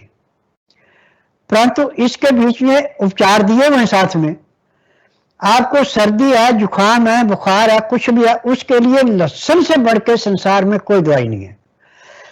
यदि आप 1 गिलास पानी गर्म करके उबाली देकर नीचे उतार के रख लेते हैं, 15 डिग्री गर्म रहने के बाद उसमें 3 तुल्ली लहसुन की मोटी है तो 3 और पतली है तो 5, पीस करके उसमें मिला दें और उसको पीने में आधा घंटा लगाएं। पीते पीते बुखार उतर जाएगा। 24 घंटे में 5 खुराकें प्रतिदिन लेनी है और 3 दिन का इसका नियम होता है। तो चाहे कोरोना है, चाहे चिकनगुनिया है, चाहे टाइफाइड है, चाहे निमोनिया है, कोई भी बुखार है, सब समाप्त हो जाता है इसके आगे। लहसुन के अंदर की विशेषता है कि किसी किस्म के कीटाणु को जीने नहीं देता, इसको ऐसे नष्ट करता है जैसे जलती अंगुली पतंगे को नष्ट करती है। धन्यवाद गुरुजी। हमारे एक दर्शक ने कहा कि आपने बहुत अच्छी सब बातों का उत्तर दिया, शुरू में आयुर्वेद के बारे में बताया। इनका एक चीज पूछना है, हमारे संतोष गंगेले कर्मयोगी जी पूछ रहे हैं कि गुरुजी अभी कोरोना काल चल रहा है, आपने कहा मैं नाड़ी देख के ही दवाई देता हूँ, जो परहेज करता है उसी को दवाई देता हूँ, तो हम उतनी दूर तक आए और आपने इतनी सारी दवाइयां लिख देते हैं। कोई इनके दर्शक गए होंगे गांव के देख के, तो उनको लगा होगा कि बहुत सारा जो है दवाइयां दे दी हैं आपने, तो क्या देखिए, एक एक है जो अंग के अंदर बीमारी मिलेगी नाड़ी पृष्ठ में सब दवाई दी जाती है। यदि हम वो दवाई दें जो हमें तकलीफ महसूस हो रही है तो वो तकलीफ तो ठीक हो जाए, परंतु दूसरी दवाई फिर परेशान करेगी। जो दूसरी बीमारी परेशान करेगी, दवाई नहीं मिलेगी, फिर उसमें बेइज्जती होती है। मेरा एक ही नियम है कि रोग मिटाना तो जड़ से मिटाना, किसी के साथ धोखा नहीं करना। और सबको एक समान दवाइयां नहीं होती हैं, किसी को 15 दवाइयां होती है, किसी को 20 होती है, किसी को 30 होती है, और जिसके रोग के अनुसार बहुत ज्यादा नुकसान है उसको 40 तक भी दवाइयां जाती हैं। परंतु इन दवाइयों की विशेषता है कि इनसे नुकसान कोई नहीं है, हमेशा के लिए रोग जड़ से कट जाता है। धन्यवाद गुरुजी। एक हमारे अंडमान निकोबार से दर्शक जुड़े हैं, हमारे गाजियाबाद से आशीष मेहरोत्रा जी जुड़े हैं, संदीप जी जुड़े हैं, नालंदा बिहार से विनोद रावत जी छतरपुर से, अमित राय जी झांसी से जुड़े हैं। इनका एक सवाल है गुरुजी कि ये जो घर में ऐसी आयुर्वेदिक जड़ी बूटियां दवाइयां जो रोज जरूरत हो, जैसे बच्चे को चोट लग गई, खून निकल आया, किसी को खुजली हो गई, ऐसी कुछ दवाइयों के नाम या पेड़ों के नाम बता सकते हैं जो हम घर में बगीचे में गमले में उगा सकते हैं जो हमको रोज लाभ में आ सकती है? देखिए, जब किसी को चोट लग जाए जी, तो उसके लिए सबसे अच्छा तो है लहसुन और नींबू। ये तो बहुत खतरनाक है, दर्द होगा लोगों को, लहसुन नहीं नींबू नहीं, आप मैं ऐसी तरीका दवाई समझाता हूँ, नहीं होगा दर्द। लहसुन को पीस करके उसका रस निकाल के किसी चिकनी चीज में मिला के लगा दें। 2 सेकंड के लिए तो उसको चिरमिराहट होगा, परंतु खून नहीं बहेगा, दर्द समाप्त हो जाएगा। अब दूसरा है कि जैसे आपको चलते चलते गिर गए और मांस फूल गया, खून नहीं निकला, तो वहां पे आपने कुछ नहीं करना, प्याज को कद्दूकस किया और उसको सरसों के तेल में या घी में बादामी रंग का किया और उसके ऊपर थोड़ी सी हल्दी डाली और जैसे आलू की टिक्की आती है ऐसे टिक्की बना के वहां पे बांध दो, वो सूजन एकदम बैठ जाएगी और यदि अंदर से मांस भी फट गया तो अपने आप जुड़ जाएगा। धन्यवाद गुरुजी। मैं अपने दर्शकों को बता दूं जो अभी अभी जुड़े हैं काफी देर में कि गुरुजी कोई तंत्र मंत्र विद्या वाले गुरुजी नहीं है, ये देसी आयुर्वेदिक पौधों को खोज करके जनता को बताने वाले गुरुजी हैं। और सबसे बड़ी विशेषता है कि स्वयं सवेरे जैसे 3 बजे से उठ करके गायत्री हवन करते हैं, 10,000 2,500 महामृत्युंजय का जाप करते हैं, और गायत्री सिद्ध गुरुजी हैं जिनका कोई आश्रम नहीं है, कोई मठ नहीं है, गृहस्थ व्यक्ति हैं। इनके बच्चे हैं जो आयुर्वेद की दवाइयां बनाने में काम करते हैं। मैं इनके आश्रम में नजफगढ़ तक स्वयं गया हूँ, वहां पे बहुत सारी इन्होंने वनस्पतियां लगा रखी हैं। सबसे बड़ी बात यह है कि इन्होंने कम से कम 1,000 लोगों को रोजगार दे रखा है। जो मधुमक्खी पालते हैं उससे जो शहद मिलती है उसी शहद में मुरब्बा बनाते हैं, बेल बनाते हैं, गाजर का मुरब्बा बनाते हैं। और मैं मजेदार बात बताऊं, अभी इन्होंने हमको एक अचार दिया था मूली का, और मूली का अचार दिया था, वो इतना वो था कि उससे एकदम पेट साफ हो जाता है। मैं गुरुजी की दवाइयां नियमित रूप से लेता हूं, खास करके कोरोना काल में तो ये स्वस्थ विचार नाम की जो दवाई है, ये रामबाण की दवा है। हमारे को लोग समझते हैं कि मैं बाबा जी की दवाइयां इतनी ज्यादा बांटता हूं, क्या बात है, बाबा जी का तो मुझे लगता है कि अच्छी चीजें सबको वितरित करना चाहिए, उनको बताना चाहिए। गुरुजी का एक 49 नंबर की दवाई है, इनमें गुरुजी की विशेषता है कि सब दवाइयों पे नाम नहीं डाले हैं, नंबर डाले हैं। बड़ी खतरनाक चीज है। इसको नाक में कैसे भी लगा लें तो एकदम मिर्च जैसी लगती है, लेकिन हमने आपको बताया कि आपका पूरा नजरा साफ हो जाता है। कैसे भी सर्दी शुरू हो रही हो, उठ रही हो, इसको अगर लगा लेंगे तो सर्दी चली जाती है। ऐसे ही बाबा जी ने पेट साफ करने के बारे में कहा। इनके यहाँ एक 2 नंबर पाउडर है, 2 और 2A, पीले रंग का। मैं बताता हूँ, अच्छे से अच्छे व्यक्ति के पेट में मल जमा होता है, उसकी 3 खुराक लेने से केवल पूरे घर में इतनी बदबू आती है, घर ऐसा, पेट ऐसा साफ होता है। जब पेट साफ हो जाएगा तो आधी बीमारियां अपने आप दूर हो जाएंगी।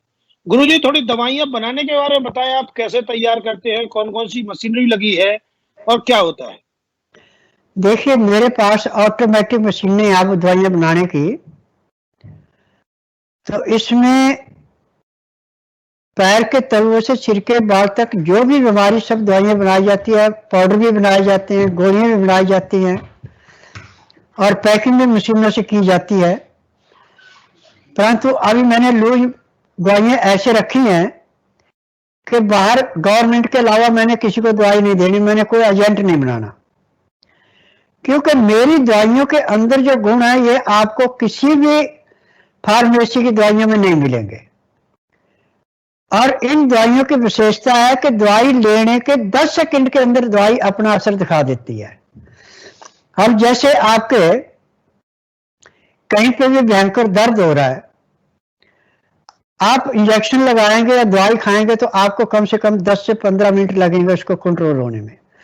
परंतु जो मैंने तेल बनाया है, ये तेल जैसे आप उस जगह पे लगाएंगे जहां पे दर्द है, तो आपको ज्यादा से ज्यादा 2 या 3 सेकंड लगेंगे, आपका दर्द समाप्त हो जाएगा। क्योंकि मैंने जो है प्रैक्टिकल की है, मेरी शोध है। मैंने कोई थ्योरी पढ़ के विद्या नहीं सीखी है, मैंने प्रैक्टिकलों से विद्या सीखी है। और आज जिन सन्यासियों ने मुझे विद्या सिखाई थी और जिन्होंने मुझे जड़ी बूटियों का ज्ञान कराया था, उन्होंने एक ही बात कही थी कि किसी जड़ी बूटी को छुपा के नहीं रखना, अपने जाने से पहले संसार को बता के जाना। तो उसके लिए मैंने जो है 8 किताबें जड़ी बूटियों पे लिखी है। एक किताब मैंने एक्वाप्रेशर योग पे लिखी है, एक किताब मैंने गौ अंक पे लिखी है, बाकी आगे लिख रहा हूं मैं। और मैं अब कोशिश कर रहा हूं कि अब जमीन लेके ऐसे पेड़ लगाऊंगा, पेड़ों के ऊपर नंबर लिख दिया जाएगा कि ये पेड़ इतने नंबर की दवाई का है और इस बीमारी में काम आता है। क्योंकि जो आदमी समाधिष्ट हो जाता है उसकी मृत्यु उसके अपने कंट्रोल में होती है। तो समाधिष्ट होना बहुत कठिन है और समाधि में शरीर बाहर निकल जाता है और उस शरीर से दूसरा टच हो गया तो फिर दोबारा वो शरीर दोबारा उस शरीर में नहीं जाता, आत्मा जो है शरीर के अंदर नहीं जाती। तो इस करके मेरा कमरा हमेशा बंद रहता है जिसमें मैं समाधि लेता हूं, और मेरे कमरे में कोई भी आ जा नहीं सकता जब तक कि मैं अंदर से कुंडा नहीं खोलूंगा। और इसमें जब समाधिष्ट होकर हम बाहर सूक्ष्म आत्माओं से, उच्च आत्माओं से मिलते हैं, और जिन्होंने शरीर छोड़ रखे हैं, जो मेरी विद्या को जानते थे, उनसे जब चर्चा होती तो अपने और सारे राज बताते हैं। वो विद्या मुझे बहुत ज्यादा काम दे रही है। आज कम से कम 250 ऐसे वैद्य हकीम है मेरे संपर्क में, सूक्ष्म आत्मा में, जो कि अपनी विद्या का उपचार करवाना चाहते थे, परंतु उपचार ना पूरा होने की वजह से शरीर छोड़ गए। तो आप मेरे को बताते हो, जब कोई ऐसी बीमारी आ जाती है कि जिसके समाधान निकालना मुश्किल होता है, तो समाधिष्ट होकर मैं उस योगी से, उस हकीम से, उस वैद्य से विद्या लेके फिर उसको तैयार करके पहले अपने ऊपर टेस्ट करता हूं, फिर दूसरे को देता हूं। जितनी भी दवाइयां आज तक मैंने बनाई हैं सब अपने शरीर के ऊपर टेस्ट किए। जब मैं अन्न खाता था तो मैं टेस्ट करता था कौन सा अन्न मेरे को नुकसान दे रहा कौन सा नहीं, क्योंकि हमारे शरीर के अंदर एक लेबोरेटरी है। इस लेबोरेटरी का स्किन टोन रिजल्ट निकलता है कि सूखी चीज है तो हाथ में लेके ऐसे बाएं हाथ में लेकर दिल पे रख ले, दाएं हाथ ऐसे सीधा कर दे और खड़े होकर दूसरे आदमी को कहे मेरा हाथ नीचे दबा। आपने हाथ टाइट रखना, यदि उसको जोर लगाना पड़ता है आपका हाथ नीचे आता, आप उस चीज को खाइए, आपको नुकसान नहीं करेगी। परंतु यदि आपका हाथ जल्दी से गिर जाता है, उसको जोर ही लगाना पड़ता है, उस चीज को खाएंगे तो आपको रोग लाजमी होगा। धन्यवाद गुरुजी। हमारे दर्शक बड़ी दूर दूर से जुड़े हुए हैं। उज्जैन के पास से पोलाय कला से एक हमारे कमल चौधरी जी पूछ रहे हैं कि गुरुजी लीवर के बारे में आपने अभी तक कुछ नहीं बताया, लीवर के बारे में कुछ घरेलू उपचार है क्या? देखिए, लीवर हमारा एक मांस का छोटा सा टुकड़ा है। हम इसको स्वस्थ रखने के लिए लहसुन प्याज अदरक जितना अधिक से अधिक खाएंगे कच्चा, उतना हमारा लीवर तेजी से काम करेगा। परंतु जब लीवर में फैटी लीवर हो जाए या लीवर पे चिकनाहट जम जाए तो लहसुन प्याज अदरक उसको ठीक तो करता है, उसमें टाइम थोड़ा ज्यादा लेता है। परंतु जब किसी के लीवर पे चिकनाहट जम गई तो चिकनाहट को उतारने के लिए सबसे ज्यादा नींबू काम करता है। आप पहले दिन 1 नींबू का रस पिए, दूसरे दिन 2 का, ऐसे 21 पे जाना, फिर 21 से नींबू का? 1 पे आना, फिर 21 पे जाना, फिर 1 पे आना। ऐसे आप 3 महीने तक के नींबू का उपचार करेंगे, आपके लीवर चाहे किसी भी किस्म का इन्फेक्शन और समाप्त हो जाता है। धन्यवाद गुरुजी। हम अब हमारे एक दर्शक पूछ रहे हैं, बांग्लादेश से हैं, ये पूछ रहे हैं कि आजकल सब तरफ फेफड़े की चर्चा हो रही है, फेफड़ा खराब हो गया है, हर आदमी सीटी स्कैन की तरफ जा रहा है और स्कोर बता रहा है कि 5/25 हो गया, 20/25 हो गया, 21/25 हो गया और ऑक्सीजन की तरफ भाग रहा है। तो फेफड़ों का बचाव कैसे कर सकते हैं आयुर्वेद में? योग के बारे में तो बहुत सारे गुरुजी बताते हैं, कुछ दवाइयां घर में रहने वाली किचन की चीजें हैं जिनसे अपने फेफड़ों का रखरखाव कर सकते हैं, और क्या एक बार फेफड़े खराब हो जाते हैं तो ठीक हो सकते हैं क्या? देखिए, मैंने आज फेफड़े के ऊपर भी आदमी बचाया हुआ है और जीव हॉस्पिटल में बायां फेफड़ा एक रोगी का पूरा काट दिया है, दायां आधा था। जब मेरे पास आया तो 1 घंटे में 2 लीटर की पानी की बोतल उसके फेफड़े से भरती थी। अच्छा। जब मैंने उसका उपचार किया तो 3 दिन में से उसका पानी बनना बंद हो गया। आज वो गाड़ी भी चला रहा है और निकल फैक्ट्री भी चला रहा है। फेफड़ों का इलाज पानी का जो है बहुत आसान इलाज है। इसका सबसे ज्यादा जो इलाज है वो है लहसुन प्याज अदरक। जो इसको खाएगा उसका फेफड़ा सांस की नाली कभी खराब होगी नहीं।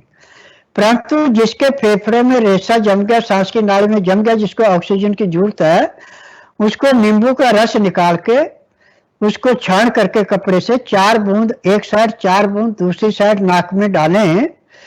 तो नाक में डालने के बाद लंबा सांस लें ऐसे, तो एक बार डालने से उसको कम से कम 35 से 40% ऑक्सीजन मिल जाएगी और उसके जो फेफड़ों में सांस की नाली में जो कीटाणु थे वो मर जाएंगे और वो नजला जो है मुंह के रास्ते भी निकलेगा, नाक के रास्ते भी निकलेगा और गुदा के रास्ते भी निकलेगा। यदि 3-3 घंटे बाद वो नींबू का रस 4-4 बूंद नाक में डाल रहा है तो उसको किसी किस्म का नुकसान होगा नहीं और वो कोरोना को ऐसे मार देगा जैसे जलती अग्नि में पतंगा जलता है। और इसका सबसे जो उत्तम उपचार है वो है गाय के घी से। गाय का घी 1 किलो, तो उसके अंदर आपने 50 ग्राम सिंधा नमक डालना, 2 ग्राम उसमें शुद्ध केसर डालना, 5 ग्राम हल्दी डालनी। अब इसको 1 लीटर घी को आपने धीमी आंच पे इतना उबालना है कि 1 लीटर का वो 500 ग्राम बचे। अब उसके बाद इसको छान करके ड्रॉपर के अंदर भर लें। अब जब भी आपने नाक में डालना इसको तो पहले गर्म पानी में रखें, इसको पिघला लें। आधा ड्रॉपर यानी 25 ग्राम बाईं साइड, 25 ग्राम दाईं साइड डालें। तो ये जो घी है, ब्रेन ट्यूमर, जिसकी मेमोरी कम है उसके लिए, जिसके फेफड़े सांस नहीं लेते हैं, जिसको ऑक्सीजन की जरूरत है, उसके लिए एक किस्म का अमृत है। धन्यवाद गुरुजी। गुरुजी ने सब विषयों की चर्चा बताई। हमारे जबलपुर से एक दर्शक हैं और कई लोग हैं जो बता रहे हैं हमको कि गुरुजी किडनी बहुत जल्दी फेल होती है और जब पता चलता जब दोनों फेल हो जाती हैं, तो शुरू से हम क्या उपाय ऐसे करें जिससे किडनी के बारे में हमें पता चले। हमारे संत कुमार त्रिपाठी गोंडा से जुड़े हुए हैं, जबलपुर से कमलेश सोनी जी हैं, विनोद पांडे जी है, एसडीएम